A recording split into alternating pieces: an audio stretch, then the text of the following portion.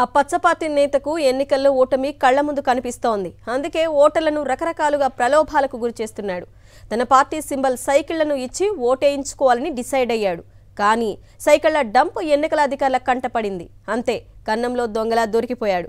పక్కాగా ప్లాన్ చేసినా ఎలా దొరికిపోయానా అని ఆలోచిస్తున్నాడట. ఇంతకీ ఆయన ఎవరో చూద్దాం. ధూళిపాల నరేంద్ర కుమార్ తెలుగుదేశం పార్టీ తరఫున వరుసగా 5 సార్లు ఎమ్మెల్యేగా గెలిచారు.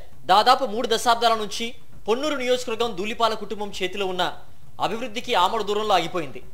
ధూళిపాల నరేంద్ర తన ఆస్తులు పెంచుకోవడమే పనిగా పెట్టుకున్నారు కానీ పొన్నూరు ప్రజలకు కనీస మౌలిక వసతులు కూడా కల్పించలేకపోయారు.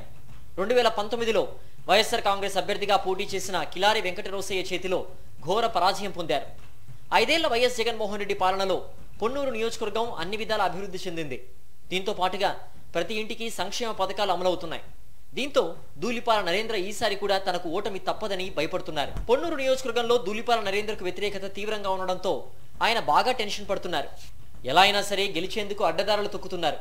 అందులో భాగంగానే ధూళిపాల తన స్వగ్రామమైన చింతలపూడిలో ఒక పాడుబడిన రైస్ మిల్లులో భారీ స్థాయిలో సైకిల్స్ ను డంప్ చేశారు.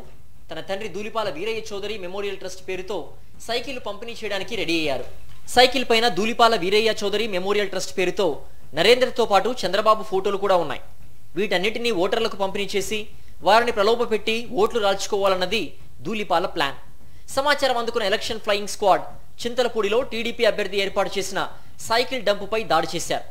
ఎన్నికల నిబంధనలకు విరుద్ధంగా భారీ స్థాయిలో సైకిల్ డంప్ చేయడం, వాటిపై చంద్రబాబు నాయుడు, ధూళిపాల నరేంద్ర ఫోటోలు ఉండడంతో 30,50,000 విలువ చేసే 567 సైకిళ్లను ఎలక్షన్ ఫ్లయింగ్ స్క్వాడ్ సీజ్ చేసింది. ఇదే కాదు, ధూళిపాల నరేంద్ర కుమార్ తన ఆధీనంలోని సంగం డైరీ ద్వారా కూడా ఓటర్లను ప్రలోభపెడుతున్నారని పొన్నూరు వైఎస్ఆర్ కాంగ్రెస్ పార్టీ అభ్యర్థి అంబటి మురళీకృష్ణ ఎన్నికల కమిషన్ కు ఫిర్యాదు చేశారు.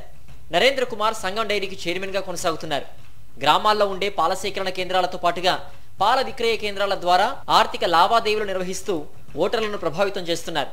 కాబట్టి ధూళిపాల నరేంద్రను ఎన్నికలు పూర్తి అయ్యేంత వరకు సంగం డైరీ చైర్మన్ పదవి నుంచి తొలగించాలని కేంద్ర రాష్ట్ర ఎన్నికల కమిషనర్లకు ఫిర్యాదు చేశారు.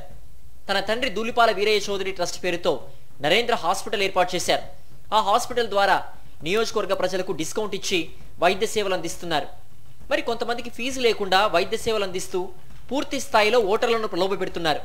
హాస్పిటల్ను ధూళిపాల భార్య, కుమార్తె, ఆయన స్నేహితులు, బంధువులు నిర్వహిస్తున్నారు. అందుకే హాస్పిటల్ నిర్వహణ బాధ్యతల నుంచి ఎన్నికలయ్యేంత వరకు వారిని తొలగించాలని తన ఫిర్యాదులో పేర్కొన్నారు. ఓటర్లను ప్రలోభపెట్టడానికి అడ్డదారులు తొక్కుతున్న ధూళిపాల నరేంద్ర వేస్తున్న ప్లాన్లన్నీ బెడిసి కొడుతున్నాయి. దీంతో ఏం చేయాలో అర్థం కాని నరేంద్ర ఎన్నికల రిటర్నింగ్ అధికారిపై వైఎస్ఆర్ కాంగ్రెస్ పార్టీ నాయకులు నిఘా పెడుతున్నారంటూ తప్పుడు ఆరోపణలకు దిగుతున్నారు.